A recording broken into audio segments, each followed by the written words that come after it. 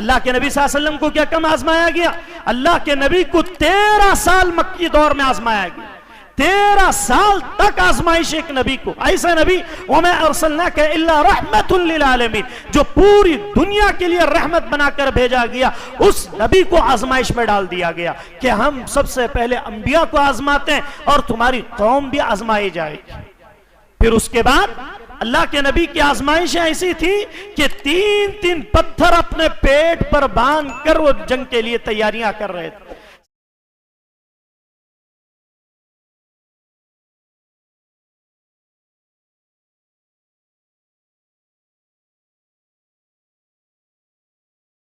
سورۃ آل عمران، تمام طرح کی تعریفیں، حمد و ثنا، بڑائی و کبریائی اس اللہ رب العالمین کے لیے لائق و زیبا ہے جو تمام جہانوں کا پالنہار ہے۔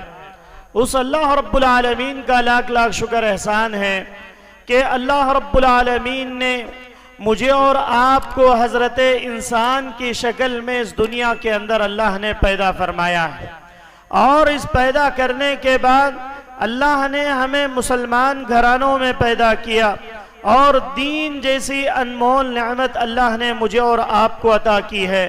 اللہ سے دعا کریں کہ اللہ رب العالمین مرتے دم تک اسلام پر ثابت قدم رہنے کی توفیق عطا فرمائے، دین پر ثابت قدم رہنے کی توفیق عطا فرمائے۔ یہ چھوٹی سی حمد و ثنا کے بعد درود و سلام کا نزول ہو جیو میرے اور آپ کے آخری نبی، آمینہ کے لال، مدینہ کے سردار جناب محمد الرسول اللہ صلی اللہ علیہ وسلم نے اس نبی اقدس مقدس پر، جس نبی اکرم صلی اللہ علیہ وسلم نے اس امت کی فلاح و بہبود کے لیے ہر وہ چیزیں اس امت کے سامنے واضح کر دی کہ اس امت کو اللہ رب العالمین کن حالات میں آزمائے گا، اور یہ امت اپنی زندگی میں کن کن پریشانیوں میں مبتلا ہوگی، اور یہ امت کی زندگیوں میں کون سے ایسے مسائل آئیں گے جس کی وجہ سے یہ امت پریشان کن ہو جائے گی، اور مصیبتوں کی وجہ سے ان کا ایمان ڈگمگانے لگے گا۔ ایسے عالم میں اس امت کو کیا کرنا چاہیے، اس نبی اکرم صلی اللہ علیہ وسلم نے وضاحت کی ہے۔ اس نبی پر درود و سلام کا نزول ہو جیو۔ اللہم صلی علی محمد وعلی آل محمد کما صلیت علی ابراہیم وعلی آل ابراہیم انکا حمید مجید۔ اللہم بارک علی محمد وعلی آل محمد کما بارکت علی ابراہیم وعلی آل ابراہیم انکا حمید مجید۔ محترم سامعین و سامعات، پردہ نشین ماں اور بہنوں اور نوجوان بھائیوں، چھوٹے بچوں، میں نے آپ حضرات کے سامنے سورہ آل عمران کی آیت نمبر 180 پر ایک میں نے آپ کے سامنے پڑھی ہے، جس آیت کریمہ کے اندر اللہ تبارک و تعالیٰ نے اس امت کے لیے آزمائش کا ذکر کیا ہے کہ اللہ رب العالمین کی آزمائش مومنوں کے ساتھ۔ اللہ رب العالمین نے اس دنیا کے اندر جتنے لوگوں کو پیدا کیا ہے ان تمام کے ساتھ اللہ نے آزمائشوں کو بھی رکھا ہے، مصیبتوں کو بھی رکھا ہے۔ اللہ نے کہیں خوشی کا ذکر کیا تو اللہ نے کہیں غمی کا ذکر کیا کہ مومنوں کے ساتھ خوشخبریاں بھی ہوں گی، مومنوں کے لیے بشارتیں بھی ہوں گی، اور مومنین کے لیے پریشانیاں بھی آئیں گی، مومنین کے ساتھ تکلیفیں بھی آئیں گی، اور میں خود تمہارے ساتھ پریشانیوں سے آزما کر دیکھوں گا کہ تم کیا واقعی ایمان میں مضبوط ہو یا نہیں ہو، یا خاندانی صرف مسلمان ہو کر اپنا نام رکھ کر صرف مسلمانی زندگی گزار رہے ہو۔ عبداللہ عبد الرحمن تمہارا نام تو مسلمانی ہے، لیکن کیا تمہارے اندر ایمان ہے یا نہیں ہے؟ اللہ تعالیٰ مجھے اور آپ کو آزمانا چاہتا ہے، کیونکہ اللہ کا یہ دستور رہا ہے شروع سے، ابتدا سے لے کر انتہا تک اگر دیکھا جائے، اور اصل ابتدا سے لے کر قیامت تک آنے والے مومنوں کے ساتھ آزمائش کا وعدہ ہے۔ جیسے اللہ نے قرآن مجید کے اندر کہا لَتُبْلَوُنَّ فِي أَمْوَالِكُمْ وَأَنفُسِكُمْ، ضرور بالضرور تم لوگ آزمائے جاؤ گے، تمہیں آزمایا جائے گا۔ کس کے ذریعے؟ لَتُبْلَوُنَّ فِي أَمْوَالِكُمْ وَأَنفُسِكُمْ، سب سے پہلے تمہارے مالوں کے ذریعے تمہیں آزمایا جائے گا، تمہیں مال کی کمی کر دی جائے گی، تمہارے کاروبار ٹھپ پڑ جائیں گے، تمہارے مال کے لینے کے دینے پڑ جائیں گے۔ مال کے ذریعے اللہ تعالیٰ تمہیں آزمائے گا. تمہارے اندر فقیری آ جائے گی, تمہارے اندر غریبی غربت آ جائے گی. ایسے عالم میں کیا تم اللہ کو یاد کرتے ہو یا نہیں کرتے ہو؟ اللہ تمہیں آزما کر دیکھنا چاہتا ہے. اللہ مجھے اور آپ کو آزمائش میں ڈال کر دیکھنا چاہتا ہے کہ آج مال کا فتنہ دور حاضر میں سب سے بڑا فتنہ نظر آتا ہے. انسان مال کی وجہ سے ایمان تک کو چھوڑنے کے لیے تیار ہے. مال ایک ایسی چیز ہے کہ مال کے نشے میں انسان بڑے بڑے گناہ آسانی سے کر لیتا ہے. آپ دیکھیں, چوری یہ مال کی وجہ سے, زناکاری مال کی وجہ سے, دھوکہ دھڑی مال کی وجہ سے, فتنہ پروری مال کی وجہ سے. مال ایک ایسی چیز ہے کہ اللہ نے فرمایا یہ مال تمہارے لیے اگر تم نے صحیح طریقے سے اس کو کمایا اور صحیح طریقے سے اس کو خرچ کیا تو یہ مال تمہارے لیے رحمت بن جائے گا. اگر یہی مال, جس مال کو تم نے حرام طریقے سے کمایا, وہی مال جس مال کو تم نے غصب کر کے, دوسروں کے مال کو ہڑپ کر کے اگر تم نے کمایا ہوگا, یہی مال تمہارے لیے فتنہ بن جائے گا. یہی مال کے ذریعے تمہاری آزمائش ہو جائے گی. تمہاری اولاد کی تربیت کیسی ہوگی, وہی آزمائش تمہارے لیے مال کے ذریعے پڑ جائے گی کہ تمہارے پاس اللہ تعالیٰ اتنی دولتیں دے گا کہ تم ان دولتوں کی نشے میں بے عیاب ہوگا, اپنے خوابوں میں گھومتے ہوئے اپنے عیاشیوں میں زندگی گزارنے والے بن جاؤ گے. اللہ تعالیٰ کہتا ہے کہ میں تمہیں سب سے پہلے مال کے ذریعے آزماؤں گا. پھر آگے فرمایا مال ہونے کے بعد تمہارے نفوس کے ذریعے آزمائے جائیں, تمہاری جانوں کے ذریعے آزمایا جائے گا.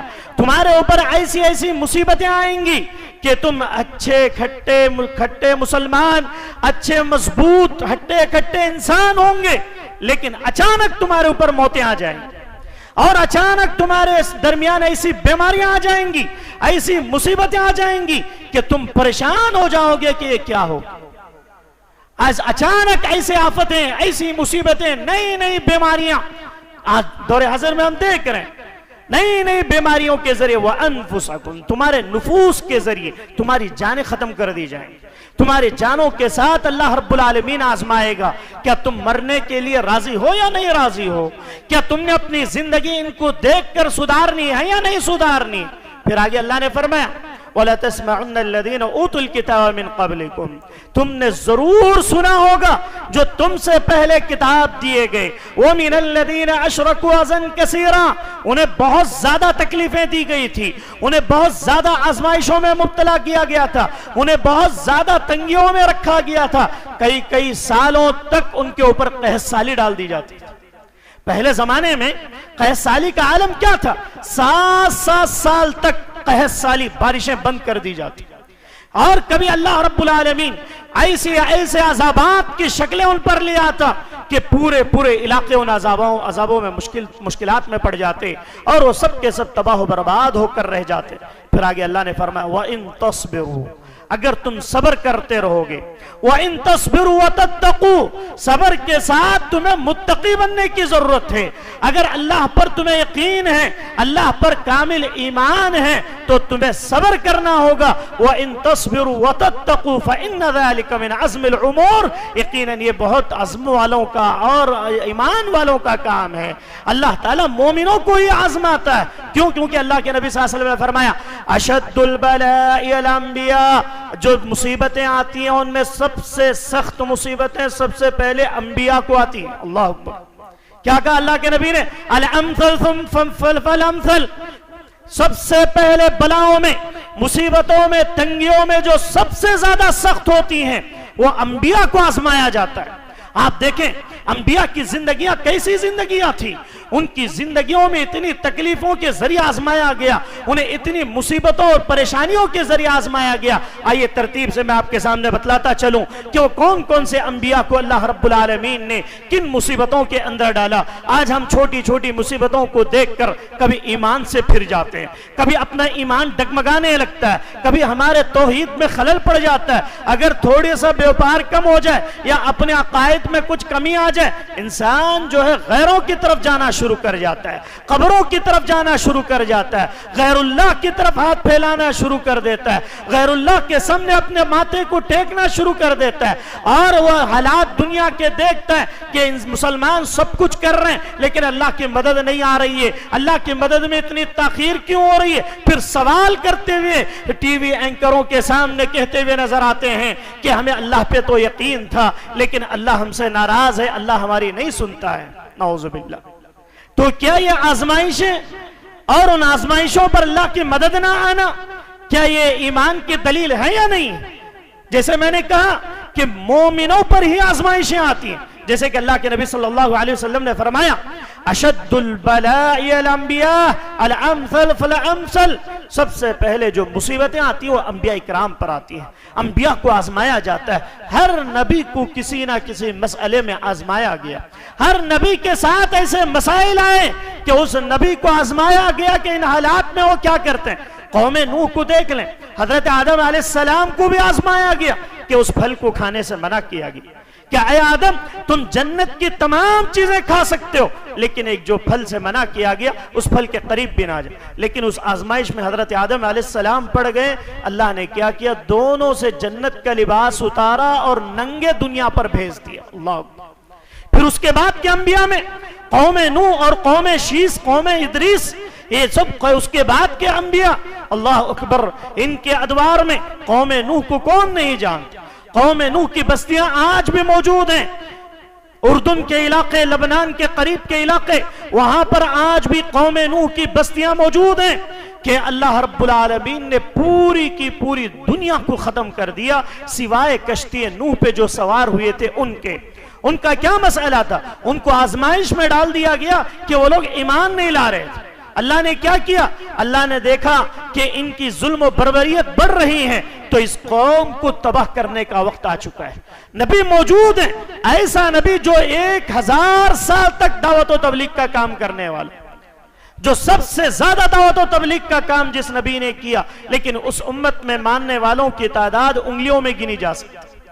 اس قوم کے لوگوں نے تباہی مچائی تو اللہ نے پوری قوم کو تباہ کر دیا اور مومنین کو اللہ رب العالمین نے بچا لیا۔ اور اسی طریقے سے پھر دیکھیں بنی اسرائیل کے واقعات آپ کے سامنے، بنی اسرائیل کے اندر دنیا کا سب سے بڑا ظالم بادشاہ فرعون، جو اپنے آپ کو انا ربکم الاعلی کا دعویٰ کرنے والا، اپنے آپ کو رب ماننے والا، وہ بار بار اپنے قوم سے پوچھتا کہ اے میری قوم کے لوگوں، اے بنی اسرائیلیوں، تم یہ بتلاؤ کیا میرے تخت کے نیچے سے دریائے نیل کی نہریں نہیں بہتی ہیں؟ کیا میرے پاس ہیرے جواہرات نہیں ہیں؟ انا ربکم الاعلی، میں تمہارا سب سے بڑا رب ہوں۔ جب اس کا ظلم بڑھ گیا، اس دنیا کی تاریخ میں فرعون کی طرح ظلم کسی نے نہیں کیا۔ بنی اسرائیلیوں کے چھوٹے چھوٹے بچوں کو ان کی ماؤں کے پیٹوں سے نکال کر، ان کے ماؤں کے ہاتھوں سے چھین کر ان کے سامنے ذبح کر دیا گیا۔ جب یہ ظلم بڑھ گیا بنی اسرائیلیوں کا ظلم بڑھ گیا، اللہ کی نعمتیں اتنی کھانے کے باوجود، اللہ کی نعمتیں لینے کے باوجود اللہ کی نافرمانیاں کرنے لگے، اللہ نے کیا کیا؟ ان کے اوپر بخت نصر کو مسلط کر دیا۔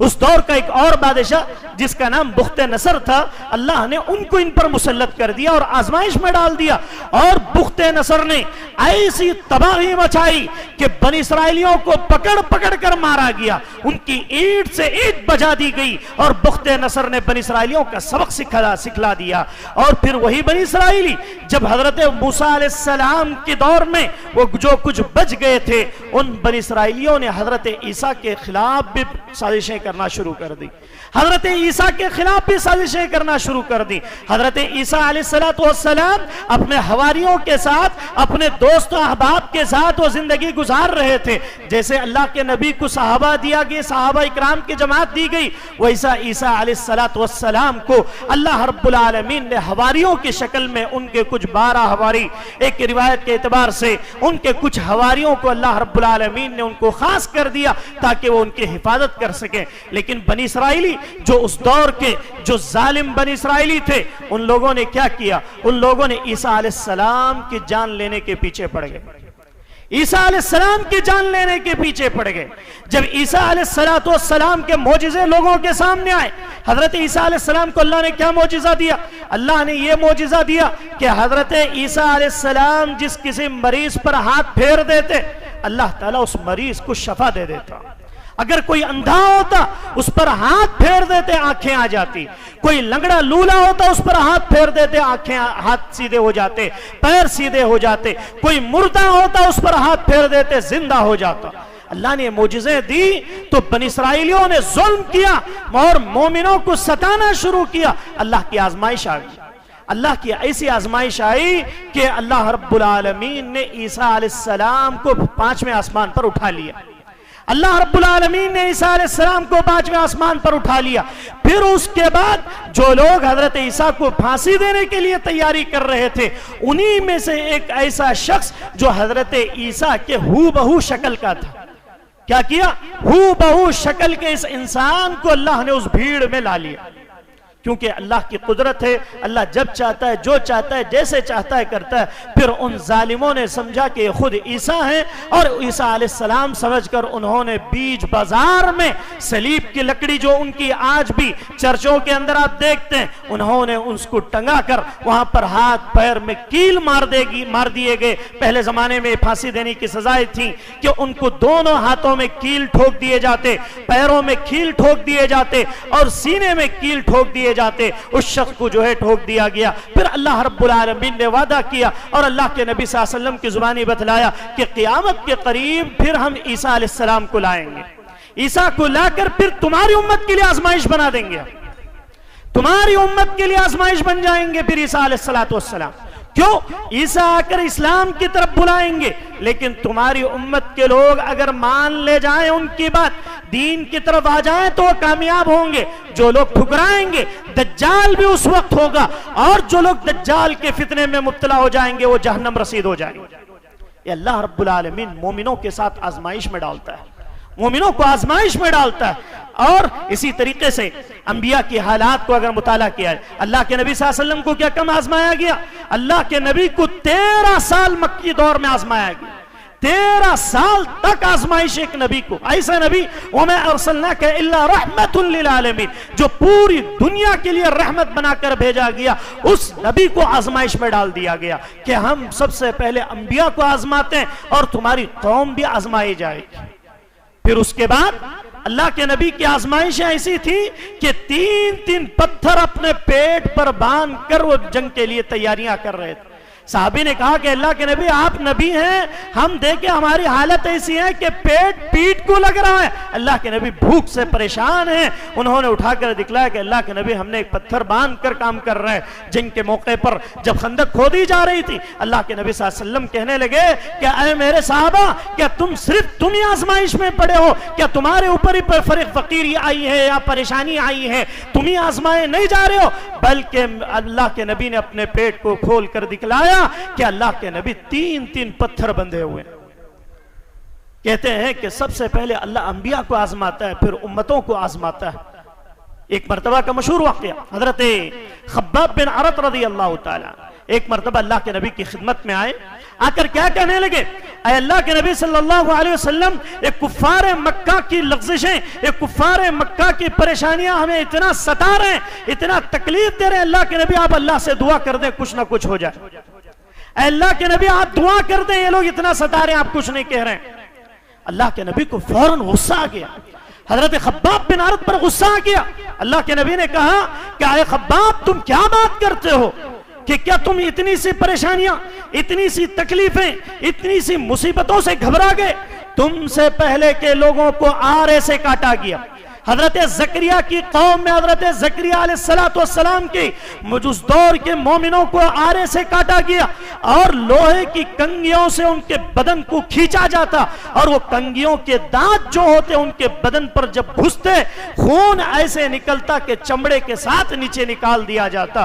مومنوں کو آرے سے کاٹا جاتا, اور مومنوں کو اتنی تکلیفیں دی جاتی, اور مومنوں کی گردنوں پر چھریاں لگا دی گئیں. اور آج آپ صرف چھوٹی سی تکلیفوں سے, دنیا کی ان مصیبتوں سے گھبرا گئے اور میرے پاس شکایت لے کر آ گئے, تمہیں آزمائش میں تمہیں بھی ڈالا جائے گا جس طرح سے تم سے پہلے کے لوگوں کو. جیسے کہ میں نے سورہ آل عمران کی آیت نمبر 80 میں نے آپ کے سامنے جو پڑھی, کہا کہ وَمِنَ الَّذِينَ أَشْرَكُوا أَذًى كَثِيرًا, اہل کتاب کو بھی آزمایا گیا اور مشرکین کی جانب سے تمہیں بھی آزمایا جائے گا. آج یہ آزمائشیں ہم اور آپ جو دیکھ رہے ہیں دنیا کے اندر, چاہے وہ شہر فلسطین میں ہو, ملک فلسطین میں ہو, یا دنیا کے کسی بھی علاقے میں ہو, ہم بھی آزمائے جائیں گے انشاءاللہ. ہم بھی آزمائے جائیں گے اگر اللہ نے چاہا, لیکن ہمیں اپنے ایمان پر, اللہ کی ذات پر یقین ہونا چاہیے. اللہ پر کامل یقین اگر ہے, اللہ کی قسم ہے میری اور آپ کی کامیابی اسی میں ہے, ہمیں جو ہے گھبرانے کی ضرورت نہیں ہے. اور اسی طریقے سے صحابہ کرام رضوان اللہ علیہم اجمعین نے جب خباب بن ارت نے بات کہی تو اللہ کے نبی صلی اللہ علیہ وسلم نے انہیں سمجھایا کہ تمہیں پریشان ہونے کی ضرورت نہیں ہے, یہ تمہیں آزمایا جائے گا. اللہ تمہیں دیکھنا چاہتا ہے کہ تم میں حقیقی مومن کون ہے, حقیقی مسلمان کون ہے, اور جو کون ہے جو منافق ہیں, جو اسلام کا لبادہ اوڑھ کر, اسلام کا نام لے کر, صرف اللہ کا نام اپنا مسلمان نام رکھ کر سب کچھ کر رہے ہیں, شرک بھی کر رہے ہیں, بدعات بھی کر رہے ہیں, خرافات بھی کر رہے ہیں. آج دیکھیں اللہ کی نصرتیں کیوں نہیں آ رہی ہیں, اللہ کی مددیں کیوں نہیں آ رہی ہیں. پوری دنیا میں دعائیں ہو رہی ہیں, خانہ کعبہ میں دعائیں ہو رہی ہیں, خانہ کعبہ میں رو رو کر اللہم اعز الاسلام والمسلمین, اللہم انصر الاسلام فی فلسطین, دعائیں ہو رہی ہیں, لیکن مددیں کیوں نہیں آ رہی ہیں. آج دنیا کے 80% لوگ شرک میں مبتلا ہیں, 80% لوگ شرک کو, بربریت, پورے عالم اسلام کی بات کر رہا ہوں, پوری دنیا کی 80% لوگ غیر اللہ کی عبادت کرنے میں لگے ہوئے ہیں. اور جو چند بچے کچے ہیں جو الحمدللہ کتاب و سنت کے دائی, کتاب و سنت کو ماننے والے اور منہج سلف کو فالو کرنے والے, کتاب و سنت کو صحیح طریقے کو لے کر اپنی زندگی گزارنے والے, وہ چند ہی لوگ ہیں جن کے بارے میں اللہ بار بار کہتا ہے قلیلا ما تشکرون, قلیلا ما تذکرون, قلیلا ما تفقہون. جو کچھ ہی لوگ ہوں گے جو شکریہ ادا کریں گے, کچھ ہی لوگ ہوں گے جو اسلام پر عمل کریں گے, کچھ ہی لوگ ہوں گے قلیلا ما یؤمنون, جو ایمان لانے والے ہوں گے. آج بھی دنیا میں یہی حالت ہے. جب شرک و بربریت بڑھ جاتی ہے, اللہ کے عذابات, آزمائشیں اللہ کی آنی شروع ہو جاتی ہیں. آج ہمارے خود حالات ہندوستان کے, پورے عالم اسلام کے دیکھ لیں, شرک سے منع کیا جاتا ہے لیکن لوگ شرک کے پیچھے ہٹنے کے لیے تیار نہیں. بدعات سے منع کیا جاتا ہے, چاہے 11ویاں کرنا ہو, قبروں میں جانا ہو, قبروں کے پاس جا کر چادریں چڑھانا ہو, سب کر رہی ہے امت. پھر چاہتی ہے کہ اللہ کی مدد آ جائے, اللہ رب العالمین ہمارے اوپر رحم کرنے لگ جائے. آج دیکھیں کتنی چیزیں ایسی ہیں, اور گھر بناتے ہیں تو واسطوں کا خیال کرتے ہوئے بناتے ہیں. ہندوؤں پوجاریوں کو لا کر اپنے دکانوں میں بٹھا کر نعوذ باللہ ان سے پوجا پاٹ تک کیا جاتا ہے, ان سے معلومات حاصل کی جاتی ہے کہ کاروبار کیسے بڑھایا جائے. نعوذ باللہ نیمبو گھمانا یا جا کر ان سے کچھ پڑوا کر لانا, پانی لا کر ڈالنا, نعوذ باللہ کتنی چیزیں ایسی ہیں جو شرک کیا ہیں. یہ سب مشرکین ہیں, یہ سب کافر نما مسلمان ہیں. ایسے مسلمانوں سے نہ اللہ کی مدد آتی ہے اور اس کے علاوہ اللہ کی آزمائشیں امت پر آ جاتی ہے. آج دیکھ لیں کتنی ایسی چیزیں جو غیر اللہ کے نام پر کی جانی, چاہے ماہ سفر کو منحوس سمجھنا. آج بھی دیکھ لیں سفر کے مہینے میں پوری شادی حال خالی ہوتے ہیں, تو مسلمان کہاں گئے؟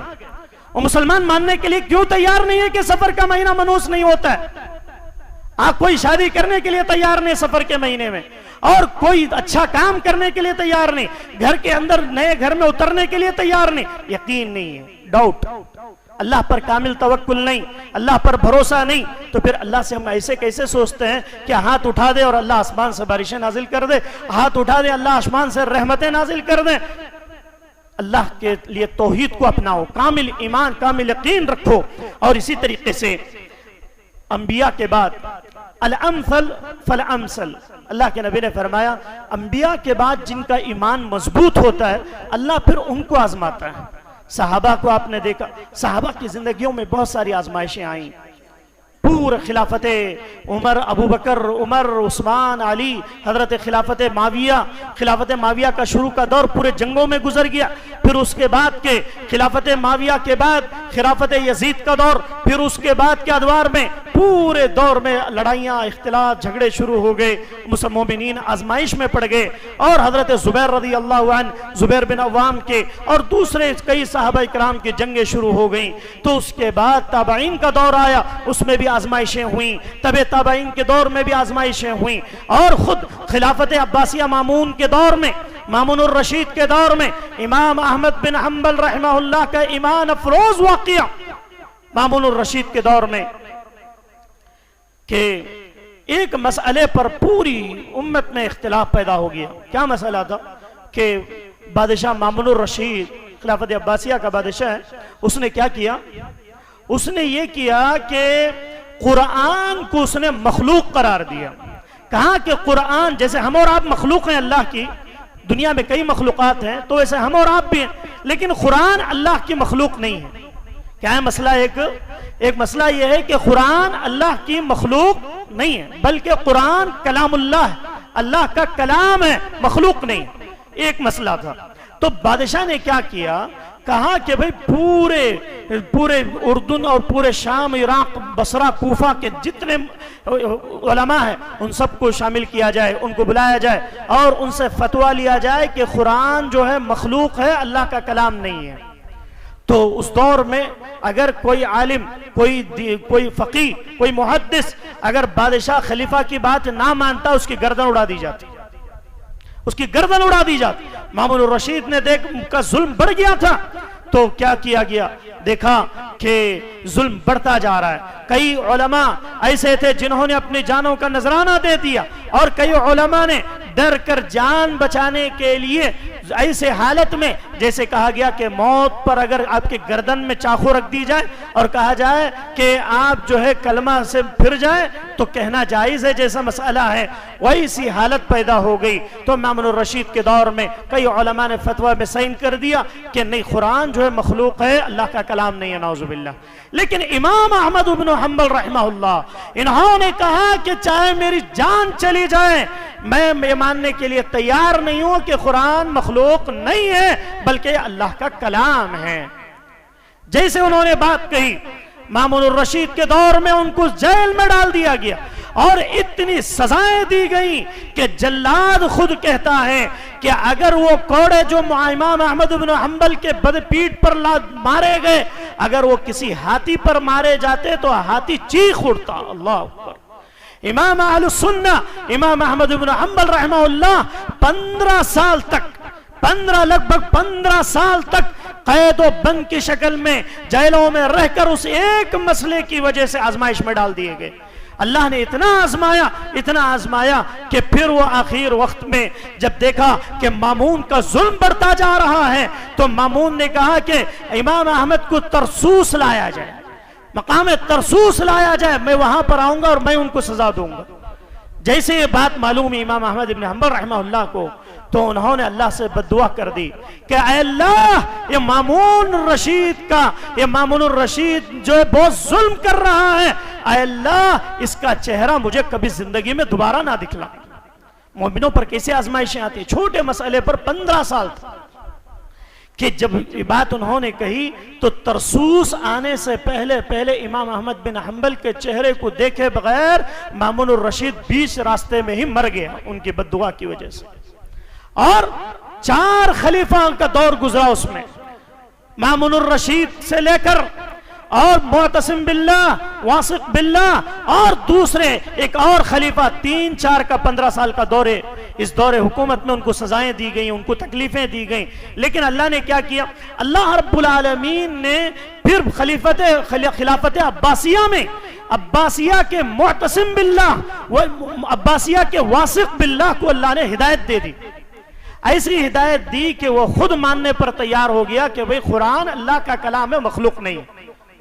پھر اس کے بعد اللہ رب العالمین نے مومنوں کے لیے راہیں کھول دی، علماء کے لیے راہیں کھول دی کہ آپ جو حق بات ہے وہی کہیں۔ پھر اس کے بعد امام احمد بن حنبل نے 52 جلدوں میں کتاب لکھی، مسند احمد امام احمد 52-50 पर 2 जिल्दों में किताबें लिखी, इतनी ज़ख़ीम किताब, अल्लाह अकबर।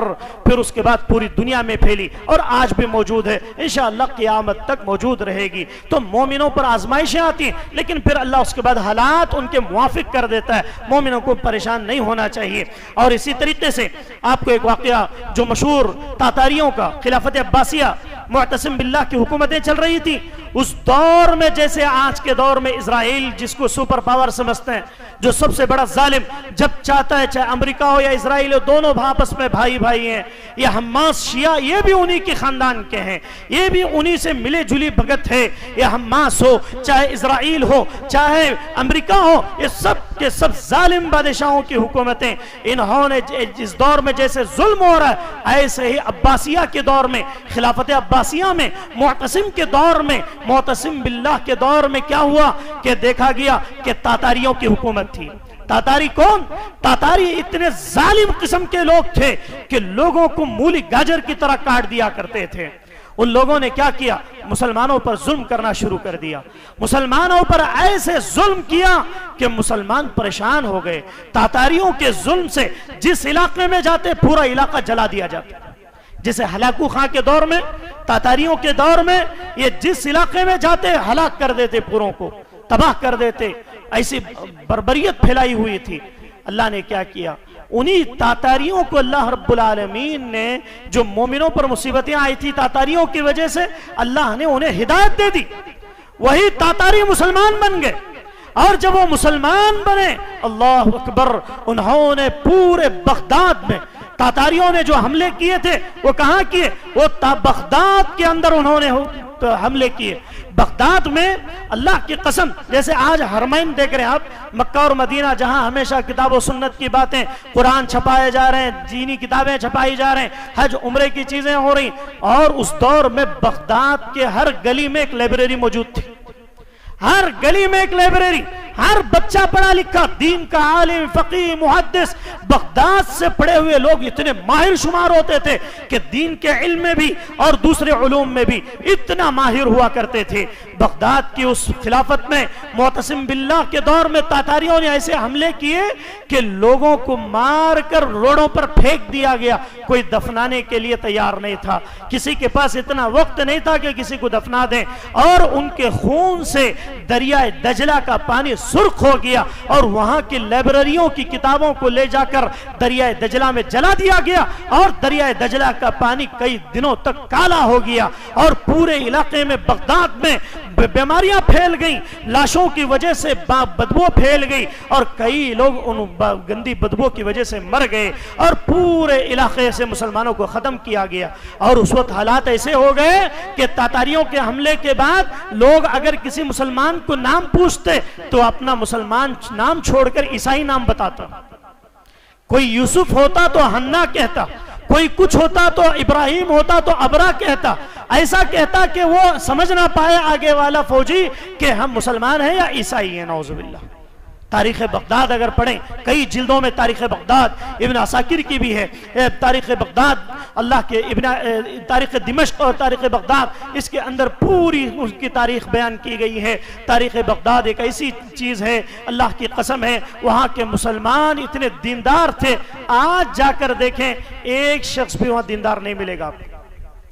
पूरे के पूरे ईसाई हो गए, कन्वर्ट हो गए तातारियों की वजह से। फिर बाद में अल्लाह रब्बुल आलमीन ने तातारियों को अल्लाह ने हिदायत दी। उसके बाद उन लोगों ने हरमैन की भी हिफाजत की, मुसलमानों की भी हिफाजत की। ये अल्लाह रब्बुल आलमीन का दस्तूर है कि मोमिनों पर आजमाइशें आती हैं, मोमिनों पर परेशानियां आती हैं, लेकिन मोमिनों को परेशान नहीं होना चाहिए। ये कई एक तारीखी चीज़ें थीं जो मैंने आपके सामने रखी। अल्लाह रब्बुल आलमीन से दुआ करें कि अल्लाह रब्बुल आलमीन दुनिया के अंदर जहाँ कहीं भी जुल्म बर्बरियत हो रही है और जहाँ कहीं भी अल्लाह रब्बुल आलमीन की नाफरमानियों की वजह से अज़ाबात की शक्लें हो रही हैं, अल्लाह ताला उम्मत की हिफाजत फरमा। अल्लाह उम्मत के मुसलमानों की हिफाजत फरमा। अल्लाह उम्मत के माओं की हिफाजत फरमा। अल्लाह जो मोमिनों से आजमाइशें होती हैं, अल्लाह उन आजमाइशों में पूरा اترنے کی توفیق عطا فرما۔ اے اللہ یہ دنیا کے کئی علاقوں میں ہم دیکھتے ہیں کہ کبھی افغانستان پر امریکہ کے حملے ہم نے کئی سال تک دیکھے، پھر اس کے بعد جب عراق نے قطر پر حملے کیے وہ بھی ہم نے دیکھے 2010 کے، اور اسی طریقے سے اردن کے علاقے میں جو خون ریزی ہوئی، اور شام کے سیریا کے علاقے میں جو شیعہ اور سنی کے درمیان 3 سال تک 5 سال تک لوگ لڑتے رہے اور لاشیں ہی لاشیں بچتی رہیں، اور پھر اس کے بعد کے ادوار میں کئی ایک خلافتیں آپس میں لڑتی رہیں، اور آج دور حاضر میں فلسطین کے اندر، غزہ کے اندر حماس کی غلطی کی وجہ سے فلسطین کے شہریوں پر اسرائیلیوں کی جو بربریت دیکھ رہے ہیں، قریب ہیں کہ کہیں ایسا نہ ہو کہ اللہ رب العالمین ہمارے ملک کی حفاظت فرمائے۔ ہمارے اوپر بھی ایسی آزمائشیں آ سکتی ہیں، یہ جو میں آخر میں نے 5-6 ملکوں کا ذکر کیا، یہ سن 2000 سے لے کر 2023 تک کی خبریں میں نے آپ کے بات بتلائی ہے۔ انہی ادوار میں اللہ نے اتنے ملکوں میں مسلمانوں پر آزمائشوں میں ڈال دیا، کہیں دور نہیں کہ ہمارے اوپر بھی آ جائیں، لیکن وہ آنے سے پہلے ہم ایمان لانے والے بن جائیں، آنے سے پہلے اللہ کو ڈرنے والے بن جائیں، اللہ پر ایمان کامل یقین رکھنے والے بن جائیں، اور شرک سے بچنے والے بن جائیں، تاکہ اگر ہمارا ایسے حالات بھی آ گئے اللہ کے سامنے جب جائیں تو اللہ کی قسم ہے ہم جو ایمان والے بن کر، کامل مومن بن کر، توحید پرست بن کر، منہج سلف کو فالو کرنے والے بن کر جائیں۔ اللہ رب العالمین سے دعا گو، کہنے والے کو کہنے سے زیادہ، سننے والوں سے سننے زیادہ عمل کی توفیق عطا فرما۔ اللہ جتنے لوگ بیٹھے ہوئے ہیں، اللہ جو لوگ پریشان حال ہیں، اللہ ان کے پریشانیوں کو دور فرما، اللہ جو لوگ مصیبت زدہ ہیں اللہ ان کی مصیبتوں کو دور فرما، اللہ جو تنگیوں کے شکار ہیں اللہ تنگیوں سے نکال کر آسانی پیدا فرما، اللہ ہر ایک کی جو بھی بیماریوں میں مبتلا ہے اللہ انہیں شفا کاملہ عاجلہ عطا فرما، اللہ جو لوگ قرض دار ہیں اللہ ان کے لیے کوئی ایسا راستہ نکال دے کہ وہ قرض سے دور ہو کر سکون کی زندگی گزارنے والے بن جائیں، اللہ جو حرام کاریوں میں پڑے ہوئے ہیں، سود خوری میں پڑے ہوئے ہیں اللہ بیاج بنتے بنتے ان کی زندگیاں ختم ہو رہی ہیں، اللہ انہیں صحیح رہنمائی کرتے ہوئے دین پر چلتے ہوئے حرام کاری سے بچنے کی توفیق عطا فرما۔ آمین۔ السلام علیکم ورحمۃ اللہ وبرکاتہ۔